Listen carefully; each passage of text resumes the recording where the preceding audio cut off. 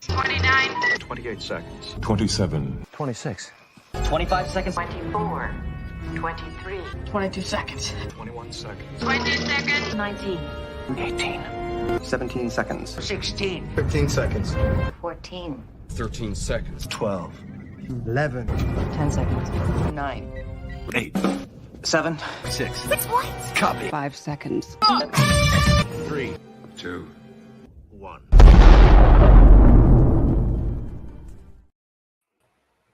Hey guys, welcome to yet another edition of Subspace Chatter, the only place on the internet where we talk about Star Trek so you don't have to. All right, guys, and on this week's edition of our beloved show here, we'll be talking about 2 episodes of Star Trek. The first episode up that we'll be talking about today is the unaired pilot of Star Trek entitled The Cage. And then after that, we'll be talking about the episode entitled Where No Man Has Gone Before. So, first off, I would like to welcome the panel. I would like to welcome Dan and Phil. How are you today, gentlemen? Very good. Very good. So I would like to start with what was the first time that you guys actually saw the unaired pilot of Star Trek entitled The Cage? Because it wasn't available for a lot of us when we were growing up as kids. So what was your first impression of seeing that pilot that you didn't know kind of existed? First, I'll start with you, Dan, on the top. I have no idea because it was so long ago. Sorry. Oh, okay. Phil, any memories? Well, I don't remember which one happened first because for me, my dad used to buy a bunch of VHS tapes of Star Trek and Star Wars, and The Cage came in a box and it had like a little artwork on the front, and I can't remember if that was the first time I watched The Cage, or because he also recorded when they actually aired The Cage back in, I think, 1988, and it came with a bunch of like it came with a introduction to it by Patrick Stewart. It was like this is how we've come. You're watching like you're going into the second season of Next Gen, and it would go right into like an entire actual thing for The Cage. And I'm like, I don't remember which one I watched first, but I know that it was both of those is what I saw. That's like so it was like an introduction by Patrick Stewart all about The Cage. Well, it was about the Star Trek legacy up to that point, up to like season 2 of Next Gen, and then he rolled it into The Cage, and then The Cage came out right after The Cage actually was released that like immediately after that. I think I remember seeing that. I think some of the earliest times that I saw The Cage, it had an introduction by Gene Roddenberry. Okay, that's probably true. Yeah. Mm-hmm. No, well, my first exposure to The Cage was, for the longest time, every time that I would watch the original series, I would come across this episode where Captain Pike was introduced for the first time, and it's the episode where Spock sort of commits mutiny to help Captain Pike, right? And it always was so interesting to me that Spock was so loyal to this guy, but I had never heard of him before. So when I finally got to see The Cage, and I was like, oh my God, this is the guy that Spock wanted to flush his career down the toilet for. This is so fascinating. One thing that I was very, very surprised by was the pilot of The Cage actually shows actual paper within the Star Trek universe. After this, we never see paper again. And it's, to me, it's one of the most fascinating oddities about the pilot, in that there's paper in this unmarried pilot, and then they sort of forget the fact that paper exists. So what do you guys think of that? I'll start with you, Phil, at the bottom here. Yeah, I mean, it's one of those things because, I mean, if I recall, there's maybe at least 1 or 2 other instances of paper, maybe even the same episode. But yeah, coming from a person who's been involved in newspaper, and then seeing how much we produce every day, it's kind of fascinating that it's lasted at least this long. And seeing that paper being used well into the 23rd century starts making me think, what is this paper actually made out of? It's not made out of, actual like dead trees. It's made out of, some sort of a polymer or something. I don't know. It kind of stirs the imagination, but since it's not brought up again, it kind of makes me think, it must be one of those weird, there's a trope called early installment weirdness where, some things don't match up with like later canon and you're like having to reconcile it. And so that can be kind of fun, I guess. So. Dan, any thoughts on that? Yeah, I find it interesting as well. Especially like I was interested in reading the script at that point about that scene. I mean, and there's also like there's a transporter operator that wears glasses, and I think like similarly, like that's quite very unusual for like spectacles to be seen in the original series. Even though like I know they're in like the Wrath of Khan, the Wrath of Khan, the Voyage Home, and stuff like that. But recently, I've learned that actually Star Wars sort of went out of its way as well not to depict paper. I found interesting. Really? Okay. No, I like the first time I saw the cage and Spock did that analysis on the planet where they get the signal from, and paper comes out of the control board. I was like, oh my god, it's paper. That was such an oddity to me. The other thing that I was so fascinated with this episode is the fact that Pike, for lack of a better word, is at his wit's end and he wants to quit.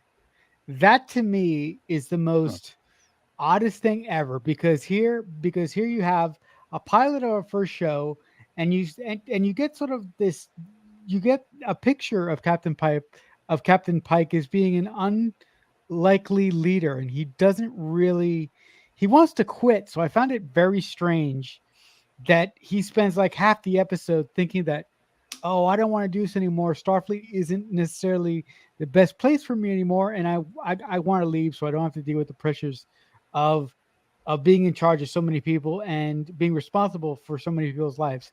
So what were your first impressions of Captain Pike in the cage? I'll start with you, Dan, at the top here. I wish I could remember my first impressions of him. Okay, well, thinking just now, I thought, yeah, because I used to think, basically like you're saying, like that's an odd sort of place to have his personality begin, reluctant leader, as it were. But now I'm thinking, well, maybe it could be a good thing because it gives you like somewhere to take the character arc. So he becomes invested in the ship and the crew and the mission, maybe. Like, and I think maybe part of that is the intention of the cage. Phil? Yeah, I think it was very an interesting choice since, most of the time we have captains that aren't, as reluctant or, even borderline misanthropic, I guess, in some regards. Because, I don't know, I've always kind of thought Captain Pike as sort of like I don't know if anybody's seen Planet of the Apes, but the first Planet of the Apes movie, Charlton Heston's character, George Taylor, he's very like misanthropic or borderline misanthropic because he's like, there's got to be something better than man and, stuff like that.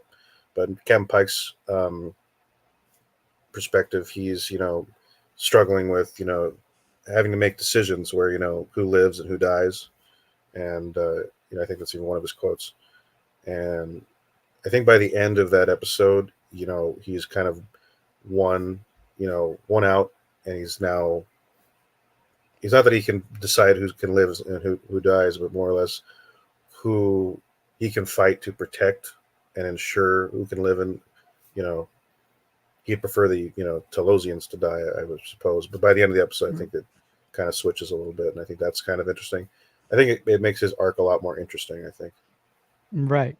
The other thing that I would like to mention before we get to the big stuff in this episode that was hinted to by Phil there, I found it really, really wonderful that that on the ship they had a second officer in command who was actually a woman, and I really, really, really love, God bless her heart, I love the performance that Majel Barrett gives as number one. It's so good, and it always makes me really sad that for the second pilot, the network said, "Okay, we'll let you keep the show, but you have to get rid of either number one or Spock."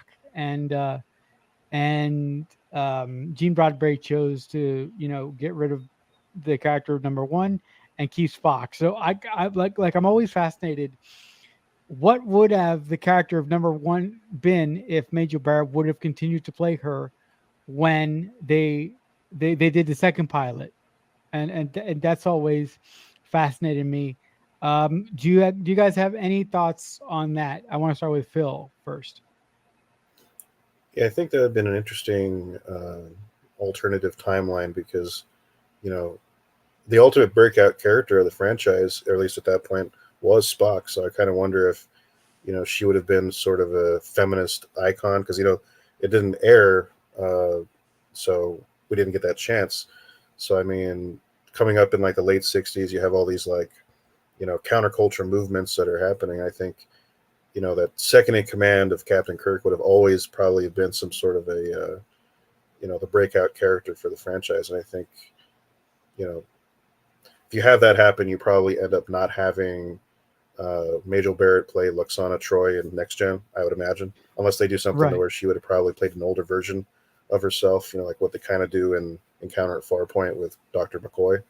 But yeah, no, it's a fascinating question. Mm-hmm. Dan? I don't think you would have gotten Christine Chapel. Yeah. Where the writing out of number one was so instrumental in the creation of but I think also you get like some indication of like how the character might be written also by like Discovery Season 2 and Strange New Worlds. No, I mean, I love Majel Barrett, but her portrayal of Christine Chapel was never my favorite because she always came off as an individual who was a lovesick puppy for Spock, and that kind of bugged me. Just from a personal point of view. Anyway, that's neither here nor there. You could just leave that off. But let's get to the real meat of this episode. So the Enterprise goes down to this planet, and they find this. They find these groups. They find this group of scientists who have been marooned on the planet. And while they're down there, Captain Pike gets kidnapped by these aliens with really big heads, who put him in a cage. Hint, hint. Name of the episode. And basically start to test him and see what he does in various situations. And the way they do it is so fascinating because they don't physically touch him. They do all their examinations. They do all their testing by doing telepathy and putting these situations in his head. So while he's in a cage, he doesn't know what's real and what's not because the Telosians, as they're called, are beaming images into his head to see how he reacts. So what do you think of the actual selling point of this episode once we actually get to it? What do you guys think about the Telosians? I'll start with you, Dan, first. I've always found them really interesting behind the scenes. They originally were written as like crab creatures. Before they became these basically I think it's like they're supposed to be males, but they're voiced by women, or they're played by women, but they're voiced by males. Because I know Malachi Throne, who played Commodore Mendez, voiced one of them. But interesting that you say that you think, because that's one perspective of it, to say that you think that they're placing these images in his brain. I always took it that like they were taking him to like a holodeck area. I never got that impression. I always got the impression that they were beaming these scenarios into his head, but I never really looked at it as they were, that he was actually in like a sort of a holodeck kind of thing. But that's a very, very interesting read on it, and that's something that I didn't consider at all with this episode until you said it there, Dan. But Phil, what about you? I think for me, now that I'm kind of, I never thought about it as like being a holodeck, but now I'm starting to think about, the sequences where, Pike and Vina are, together. It makes me think that maybe that could have only have happened in a holodeck kind of scenario.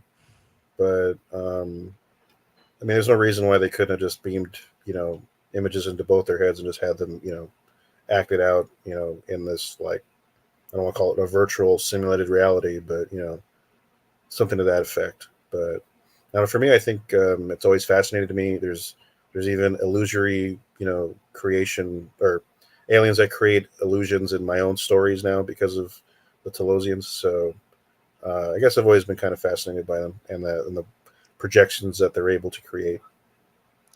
Yeah, look,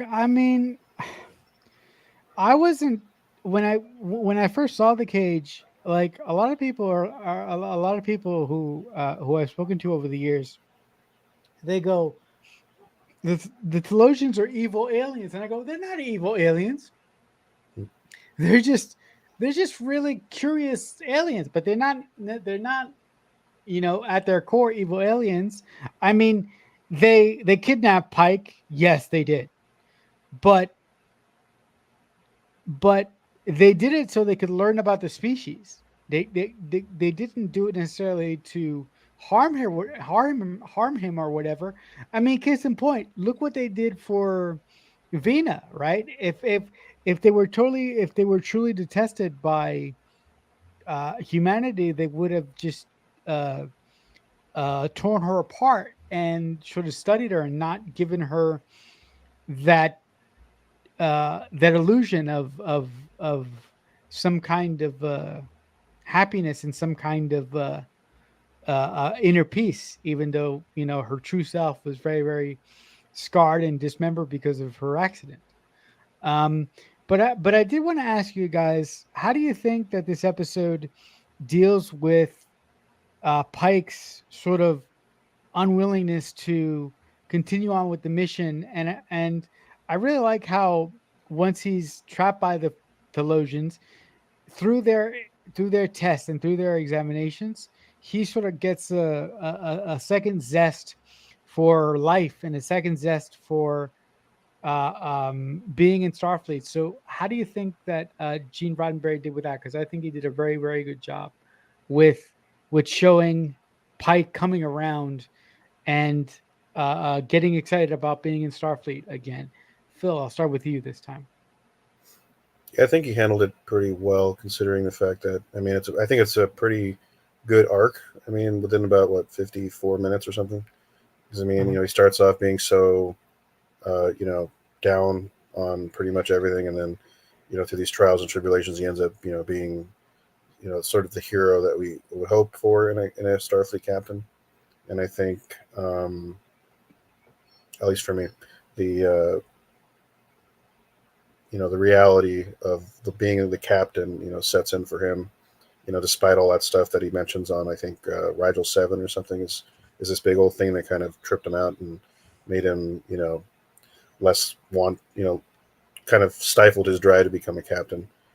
And I think, right. By the end, we're rooting for him and hoping to see more adventures, which we don't see for another 50 years because of Strange New Worlds, but still. Yeah. Well, the one thing I will say with that is time makes the heart grow fonder, right? Even if it was 50 years in the making. Dan, do you have any thoughts? Well, I found it really interesting, the scene where you see like Spock limping, to find out that Gene Roddenberry that was deliberate. That's when they first been down to Rigel 7. And it was deliberate in that Gene Roddenberry wanted to establish like that was one of the injuries that they'd suffered while battling the Kalar. No, not Rigel 7. I meant Talos 4. Sorry. Okay. Okay. Memory's playing tricks on me. It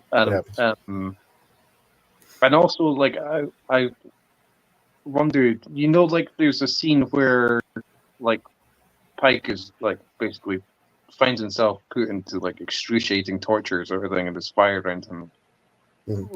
The script describes that as hellfire. What do you think of that scene? Phil, you want to go first? Okay. It's that scene that kind of makes me think that maybe it was a holodeck or something. But no, I mean, it's pretty fascinating because I think when he's in there, he's like melting or something because there's like liquid falling off of him, and there's not even because he has a drink in his hand, but then when he flashes back to normal reality, the drink is completely fine and not broken or anything. Oh, So right. I don't know. I think it's always an interesting little reality versus the fantasy style thing. I actually think that scene of him being put in literal hell basically was him sort of letting his brain run away with him. And I think that it was twofold. I think the Phalosians were able to see that he was hyperactive, and I also believed that the Phalosians took something from his real life and they said, "Okay, we're going to take one of your biggest fears and we're going to stick you right into it." And one of his biggest fears, I would gather, is being stuck in hell and burning alive. And I think that was just something stealthy that the Phalosians could have done. Look, it wasn't really pointed out that they were doing that, but that's my take on it. Other than that, what do you guys think about the costuming and the production of this episode? Dan, I will start with you. I think it's fantastic. It's basically the reason I got the 𝘚𝘵𝘢 Starfleet top. I love the clothes, and there's a book by Terry J. Erdman and Paula M. Block called Star Trek Costumes that I really like, and it's got like a full page picture of Spock and Pike together from the cage that I always really like, because the pages of the book are like they just look wonderful. I think they look really glossy and it's cool, and always been fascinated, by the creation of the costuming and the makeup that went into like the depiction of Rena, and it was originally tested on Major Barrett, and like they had that thing where they were taking it to the color lab, and the color lab thought, "Oh, this is the wrong color." Didn't realize that the person was supposed to be green. Phil, what about you? I mean, for the time, I think it works pretty well. For my sort of, broader science fiction view, the cage is essentially like a regurgitation of certain elements from Forbidden Planet, but done in what we would now call the Star Trek format. And I think it takes what started there and goes completely different and probably into better spots. Because, I mean, the bridge more or less looks how we are familiar with how, Star Trek bridge looks like. And then, from that, you have, I think that's actually the only scene other than, I think, the transporter room. Those are the only two sets that are on the Enterprise. I mean, aside from the Pike's quarters too, I think. Aside from that, it's very, very minimal on the Enterprise. and then we have all the shots on the planet. I guess the only issue with me, I guess, for this episode, but I have to forgive it because of the period, really is Talos 4, because it is just a set. But I think they do a lot with it, because I think you have the singing plants, and then you have the one thing where we're seeing the mountain, and then after they blow off the top, but you don't really see that because they created an illusion to make it seem like they didn't blow it off. So I think they do a lot with it, considering the period of time. And in terms of the uniforms, because I think they're using the same uniforms from the Cage that they use in Where No Man Has Gone Before, if I'm not mistaken. And then somewhere after that, they stop using that, and they have the ones we're more familiar with. But no, I'm fine with the old style stuff. And you briefly see the corridor where you see like at least some of the crew are wearing like really civilian looking clothes. Mm-hmm. Yeah, Mm-hmm. That's right. What do you guys think of the solution that Pike comes across, or what do you think about Pike's willingness to sort of negotiate, to sort of get himself out of the predicament that he's in with the Philosians? Were you guys expecting a solution like that one of the first times you saw this episode? I mean, I know that you said earlier that it's kind of hard for you guys to think that far back, but what do you guys think of that solution now? Phil, let's start with you. I mean, it's kind of interesting because it starts off with him basically telling the Telosians that he says something to the effect of, "Is your blood red? I'm going to find out." And then by the end, they're kind of like at this point where, they're going to agree to make Vina, get lost in this little fantasy world with an illusory Captain Pike. And so, I don't know. I think it's a very elegant solution to the issue that happens, and I think, I think it kind of shows his way of his command style in a way, if I can say that. Dan, what about you? Captains that we know series leads does his ability, to as you said, like sort of negotiate with the Delosians, is most like and like obviously I understand that other people may have different opinions, and I respect absolutely like everybody's opinion. But the captain that it reminded me of was Cisco. I thought maybe Cisco might take a lot of the same sort of approach. Yeah, sorry guys. I think it's a very very I think it's a very really strategic way to get your main character out of a particular hard situation, because most space shows at the time would have had their main character sort of shoot his way out of the situation. But I really like the fact that Pike used his brain, and he was able to use reverse psychology to get him to get himself out of that issue. And yet, it's one of the aspects that the studio didn't like. I mean, the network didn't like. Right. They said if I'm not mistaken, right, Dan, they said it was too procedural or too cerebral. So I think thank you, Phil. That's the word. Too cerebral.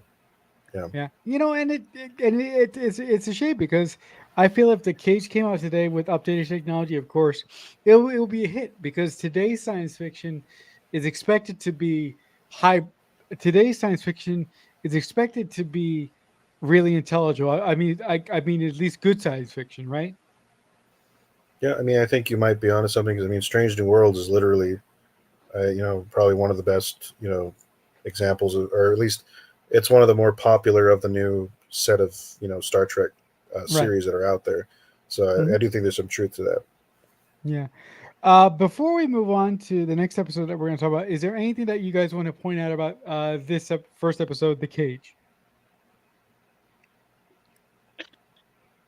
I've still got the question. I'm still wondering, like, whether it's mental images or like a holodeck or environment. I thought maybe it was maybe more of a holodeck environment because the Delosians, watching a screen. So, Uh-huh. how are they able to do that if it's mental images? Yeah, I mean, look, you guys already know sort of my take on the situation, but I wouldn't be surprised if it was some kind of holodeck. But like I said, I mean, it's a shame that it's not really explored how the theologians do that, Mhm. right? It's just sort of, it's just Gene sort of expects us to go with it, and I think for it to be effective, you have to go with it. And if you start overthinking it, like a lot of Star Trek people, a lot of Star Trek fans do with little things like this, it sort of starts to collapse on its own weight. But for me, this first pilot showed the potential of what Star Trek could be, but with that being said, I didn't. But with that being said, I don't think they kind of get the formula right until Mantrap, and until the episode that we're going to talk about right now, where no man has gone before. So this episode really, really, really hit the ground running because it introduced a brand new captain, and it basically introduced us to what we would come to know as the Big Four. It introduced us to James T. Kirk. Well, Spock was already there, so we knew Spock. But it also introduced us to the kick-ass medical officer, Bones. So just before we start talking about the episode, what do you guys think about the reintroduction and sort of the repackaging of Star Trek when the network decided to give it another shot, which was unheard of at the time? Phil, I'll start with you. Can't really remember specifically, but I don't think is McCoy in this one. I don't remember.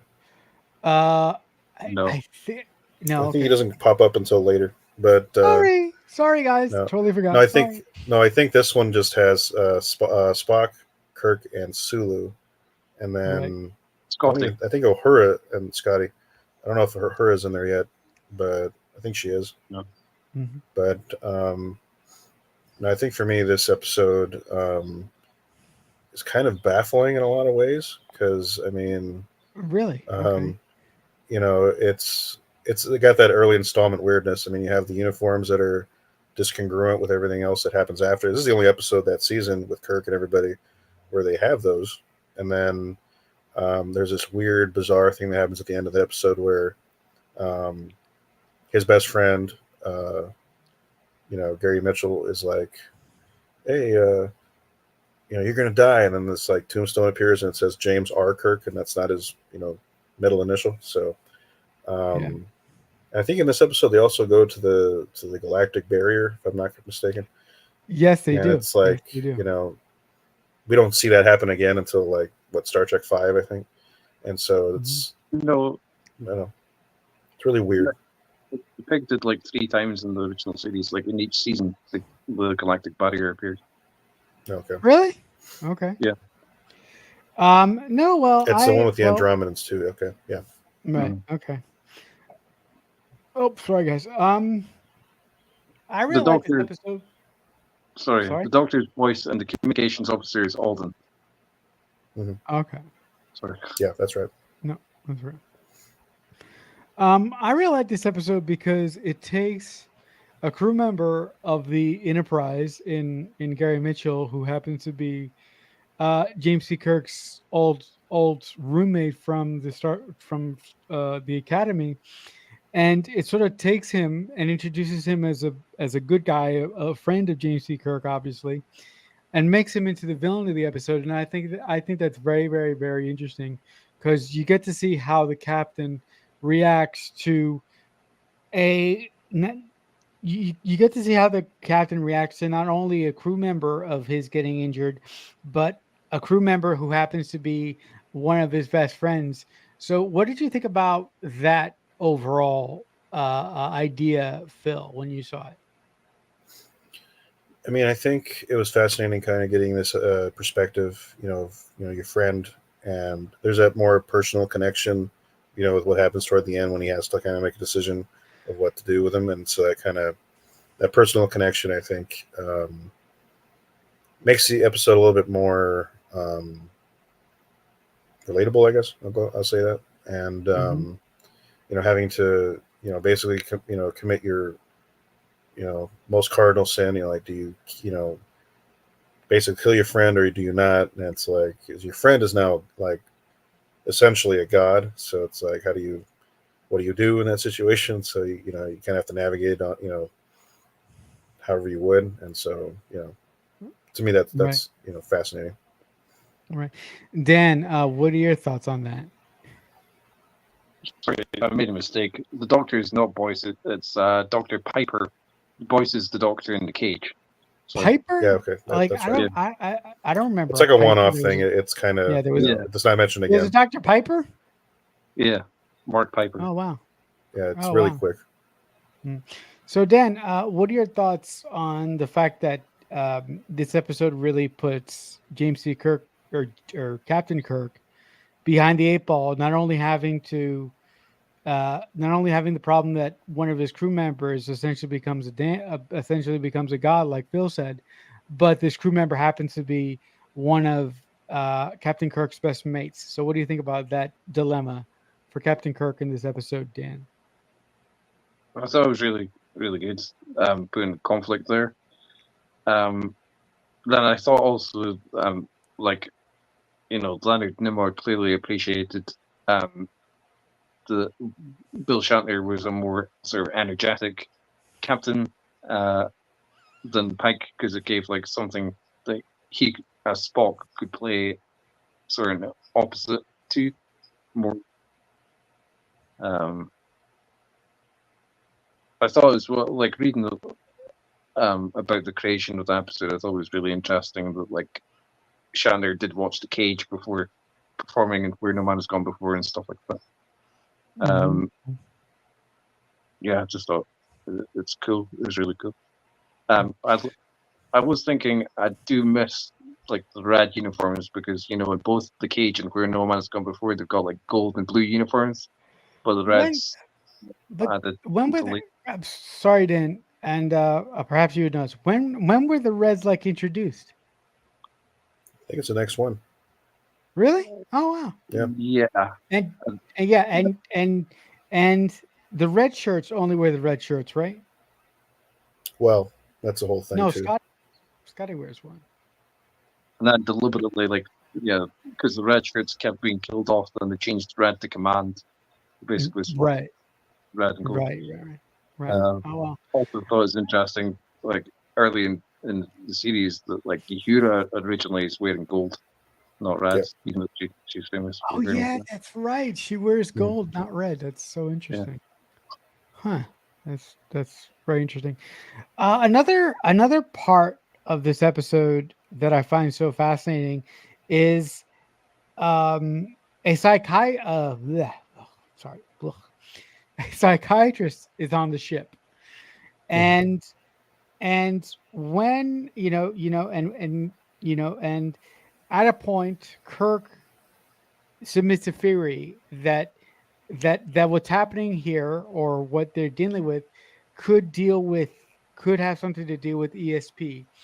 And I love the fact that this scientist has the exact definite, or this scientist sort of explains to the audience what ESP means, or what extrasensory perception could possibly be.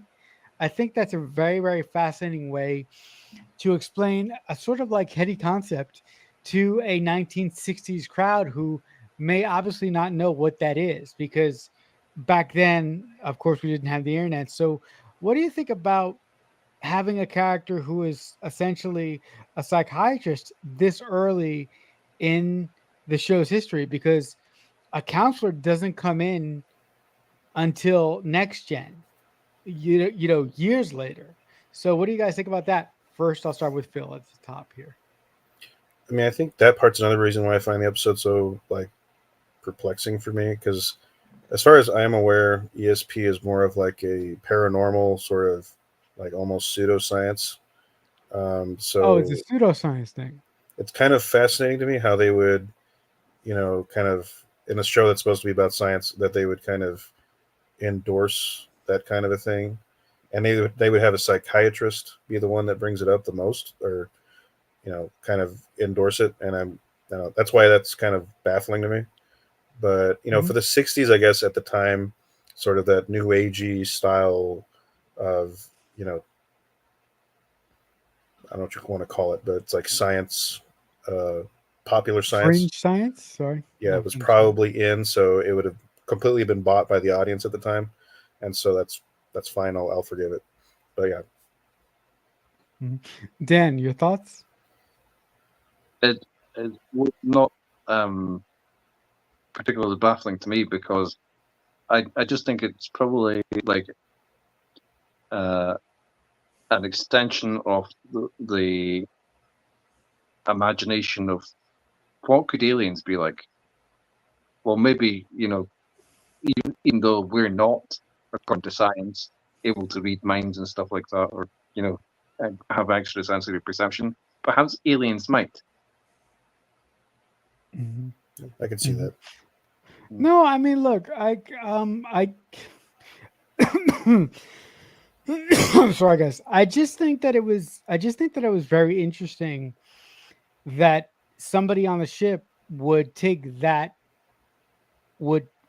position, and then somebody like that becomes the unwilling victim of what's about to happen. So when Gary Mitchell gets struck by this force that the Enterprise flies through, he begins to get these silvery eyes, and after he gets these silver eyes, he can just move stuff and read stuff real fast and move cups and start speaking in this boomy voice like he has a microphone stuck to his lung, which is cool, by the way.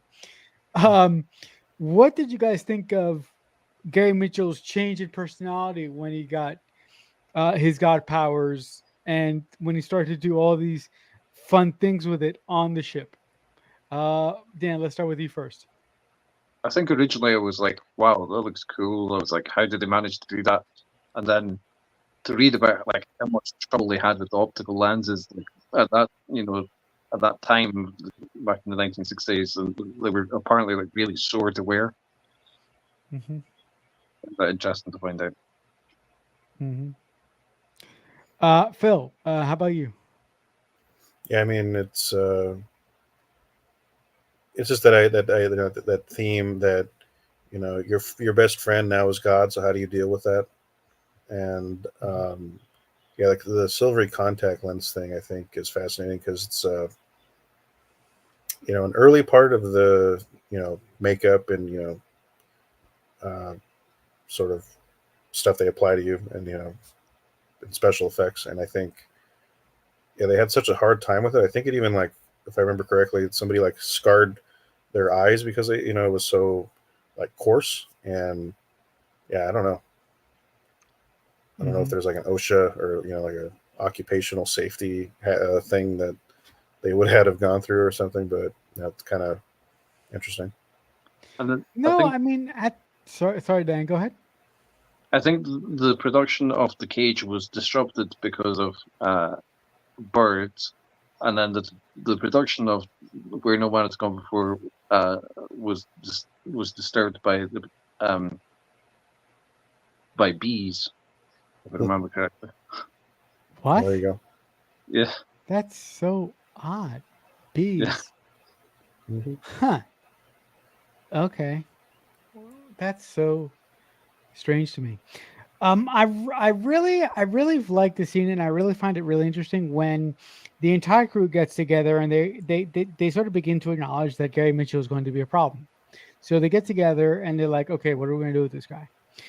And they all or they all talk about it, and Kirk comes to the conclusion that for the crew's safety, I have to maroon my best friend on a planet, right? And I really love when everybody leaves the room and the only two people still there are Kirk and Spock. And I love when Spock takes the logical way of looking at the situation. He takes it completely from a dispassionate point of view, and he says, "Listen, we have to get rid of Gary Mitchell now, because if we don't get rid of him right now, he's going to take over the ship and kill us all." Mm-hmm. But I really like how Jim or Captain Kirk still sees his best friend, even with the glowy eyes. So I really like the disposition of seeing the human still struggling with, oh, my friend's evil, but he's still my friend. And on the other hand, when you see the Vulcan acting completely logically and sort of taking the human element out of it. So do you guys have any thoughts on that exchange with Kirk and Spock in the ready room? Phil, let's start with you this time. I mean, I think it's just an insight into, the earliest kind of dynamics between Kirk and Spock. And I feel like in that little moment, you do get a really good handle on their chemistry. And I agree with what Danny mentioned earlier, that we get something more out of that combination than we got out of Pike and Spock. And I think it's there where we're kind of connected to these two. And, we're convinced, in whatever way we want to put it, that the adventures we're going to go on are going to be quite special, regardless of however they come out. Mm-hmm. Mm-hmm. Dan, what are your thoughts? Regarding the relationship between Kirk and Spock, I remember watching, basically analyzing the very first scene. Where they're in the mess hall or rec room or however you want to describe it, and how much information is revealed to the audience in a very short space of time. So I thought it was great writing, because Spock talks about his parents and stuff like that, and they say it's unfortunate that he had a human mother, and that the banter between them. I thought that was great. Right. No, yeah. I mean that scene always fascinated with me, because in the cage, which we didn't actually bring up the most famous scene of all, when Spock sees the flowers and he does a smile. In the cage, yeah. Spock really, Leonard Nimoy doesn't know what he's going to do with him yet in the cage, but in this episode and in future episodes, he really gets an idea of what he wants the character to be. So I think it was a very early shot in the air to tell the audience, okay, this individual is going to be like this, and this is what he's going to act like in times of stress and in times of critical decisions needing to be made. The one thing that always shocks the crap out of me with this episode is when they're on the planet and they're getting ready to say goodbye to Mitchell. The shrink, the shrink, the one who supported the possibility of ESP being possible. She turns out to be infected by Gary Mitchell, and she becomes a god like Gary Mitchell, but unlike Gary Mitchell, she still is able to maintain some sense of humanity. So when the big knockout drag out fight happens between Gary Mitchell and Captain Kirk, she's the one that gives Captain Kirk the suggestion that he needs to eventually defeat Gary Mitchell.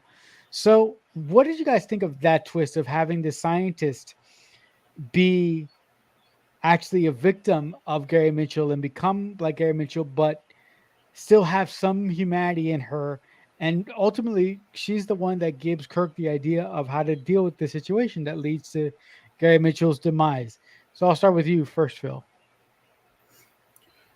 I mean, it's a good example of, having, your female characters be strong and independent and critically thinking. And also it's a way of, kind of getting out there and, you know, not having the main character do everything. You know, you have other people suggesting things that could be done. And I think that, you know, that also too, you know, speaks to the strength of the writing.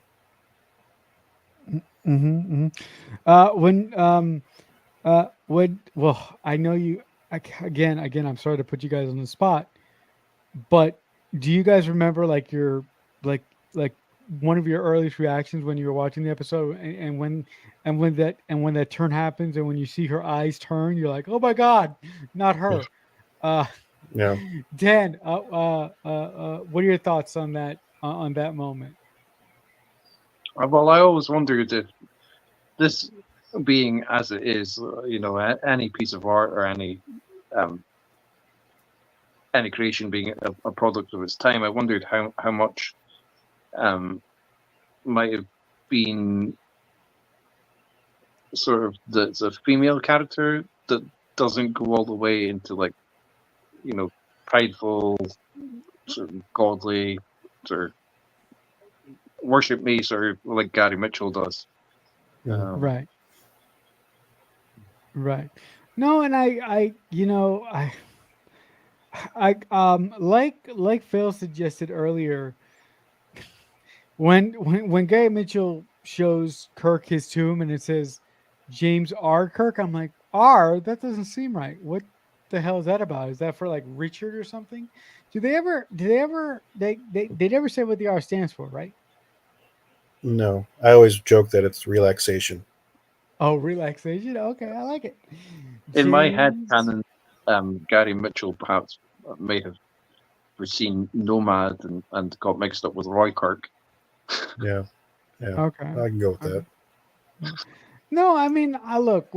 I really love the final battle because I absolutely love the sort of oversized 60s style weapon that Kirk has. The the cannon gun.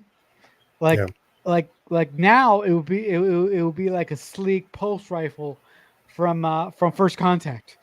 But I love those guns, by the way. But the fact that he has like a chunky like 1960s science fiction gun always makes me happy. Is there anything that you guys would like to point out about this episode? Anything that we haven't touched upon? Well, no, Gene Roddenberry didn't like phasers to be referred to as guns, and at the time that the episode is produced, there were like real world, there was actual shootings that they found out about, and like that's why they chose not to use the phaser rifle going forward. Oh, really? Okay, that's interesting. Yeah. I did not know that. Yeah, that's really interesting. And you know, and that shows how impactful, you know, Star Trek could be on a young developing mind. You know, not to say that Star Trek would give people the wrong idea, because if anything, Star Trek will give people an idea of hope, and rather than the actual opposite. But I thought this was a great episode for many great reasons. Real quick, what do you guys think about the design of this episode as compared to the last episode? Phil, I'll start with you first.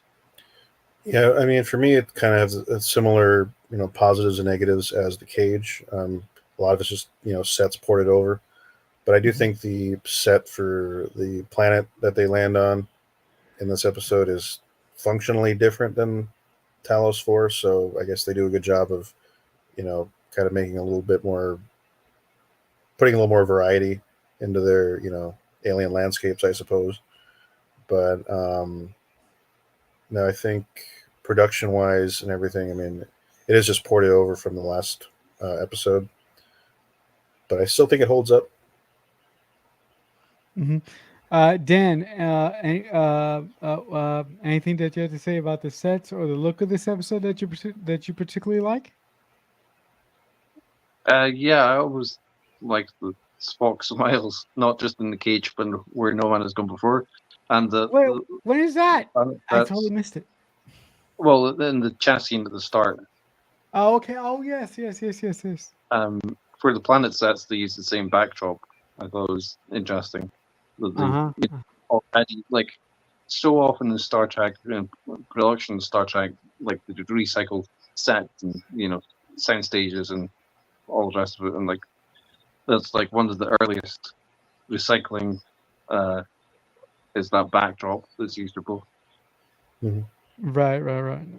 Yeah, no, I mean, and also, lastly, again, my favorite thing about this episode is that you get to see how how Captain Kirk reacts to not only a crew member of his being in danger, but a fellow crew member who's actually a good friend. So we see him go through the emotional ringer in this episode with Gary Mitchell, and for that reason and many others, this is actually one of my favorite episodes from the original series of the show. Um, I just really like it for so many reasons. But I think. Another, Oh, sorry. sorry, Go ahead.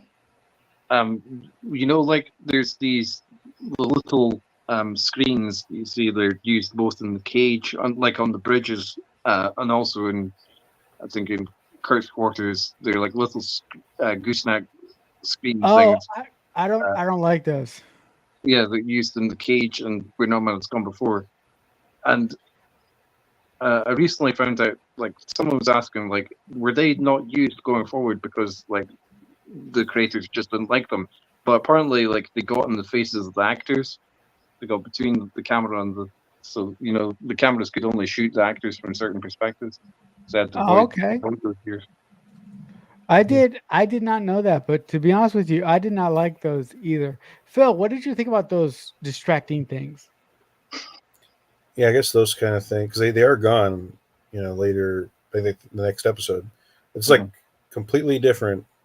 I mean, in the next episode, everything's more, a little bit more, I don't know what you want to call it, surface level, I guess, because there's nothing like Surface hanging level? or extended. Yeah. It's just kind of Yeah.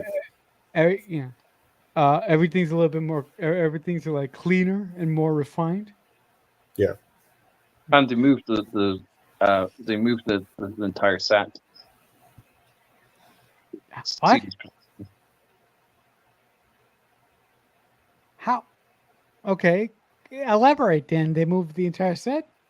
Yeah, they apparently, like, they had to dismantle it in pieces and notes of where different pieces went and stuff like that. So then it could be all reassembled in a completely different soundstage. Oh, okay. I had no idea they did that.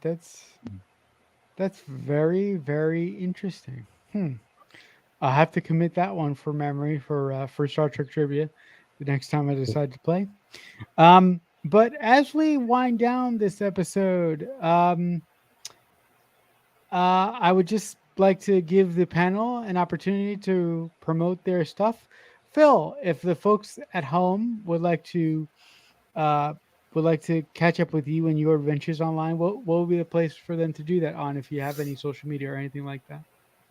Well, I'm pretty loud on X, Twitter, at Okay. Phil1, and that's usually where I post a lot of my updates for books and YouTube posts. I'm starting to do more stuff on YouTube. My YouTube channel is also, for the moment, Fleet Admiral Levi, so you can check that out. And anything else, you can reach me on my personal website, philipleavenworth.com. Cool. That's a really cool last name too. So it rolls off the tongue. Well, thank you. Rolls off the tongue. But Dan, if the folks at home would like to catch up with you and all the amazing things that you do, what will be the place for them to do that on, besides what they're watching right now? Well, I'm on X, like Phil is as well, at Dan_Lackey, or you can look up danlackey.com. It's got a lot of links there. And I'm currently reviewing Star Trek Continues episodes on Tuesdays. I'm looking forward to a retrospective review of Star Trek Discovery on this particular channel, like this time next week, basically. And then also on Friday, I'll be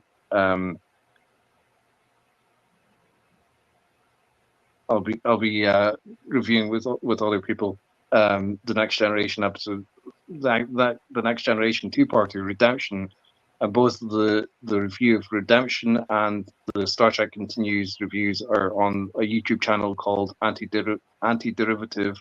That's all one word. Jill. But, so we'll be there Tuesdays and next Friday, and then next Saturday on Subspace Chatter we'll be doing a retrospective review of Star Trek Discovery.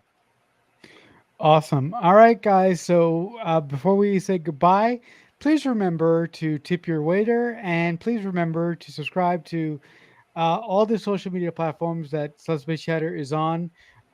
In the comment section, tell us what you liked about the cage, and tell us what you liked about this episode of the original series, Where No Man Has Gone Before, whether you liked it or whether you didn't like it. But until next time, I would like to thank you so much for watching us, and trek well, everyone. Live long and prosper.